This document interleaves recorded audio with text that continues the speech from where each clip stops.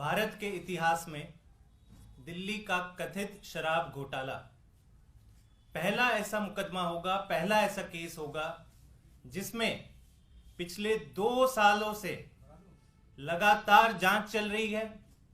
हजारों रेड हो चुकी हैं, पूरब से लेके पश्चिम तक, उत्तर से लेके दक्षिण तक हजारों रेड हो चुकी है, लेकिन एक चवन्नी तक की रिकवरी नहीं हुई है।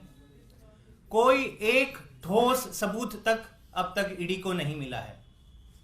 फिर भी आप देख रहे हैं कैसे आम आदमी पार्टी के बड़े बड़े नेताओं को लगातार जेल में भेजा जा रहा है, सबूत कोई नहीं है।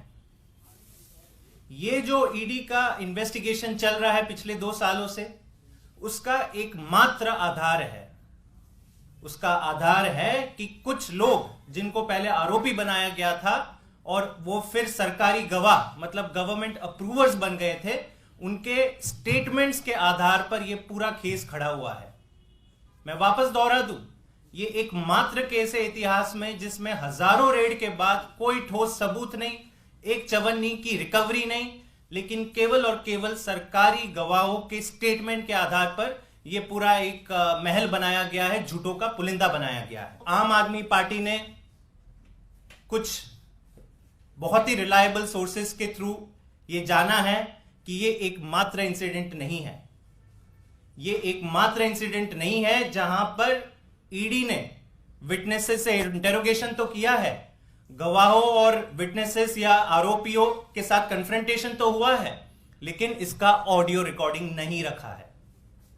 मतलब अब ये ईडी ही बता सकता है कि एक केस जिसमें 500 से ज्यादा विटनेसेस, अब तो गिनती भी हम भूल गए कि कितने लोगों को बुलाया जा चुका है, ऐसे बयान दिए जा रहे हैं जिसमें विटनेसेस बाद में कोर्ट में जाके कह रहे कि नहीं तो डरा धमकाकर हमसे लिया गया है।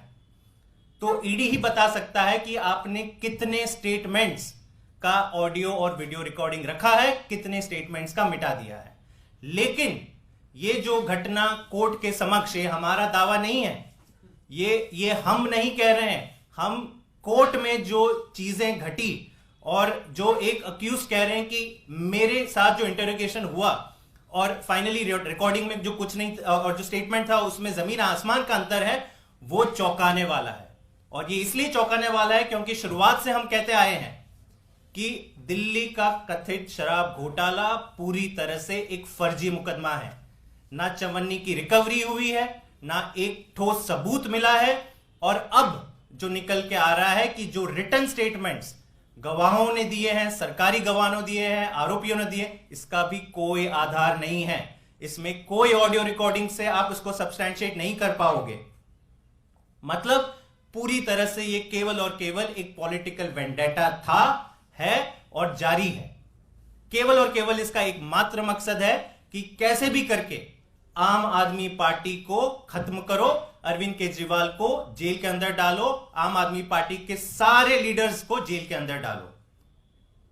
अंत में मैं ईडी से और आम आदमी पार्टी ईडी से केवल 2 सवाल पूछना चाहेगी कि सुप्रीम कोर्ट का ये जो 2 दिसंबर 2020 का ऑर्डर जो तुरंत लागू होता है, देश के ऊपर लागू होता है, किसने आपको अधिकार दिया कि सुप्रीम कोर्ट के ऑर्डर को आप नहीं मान रहे हैं?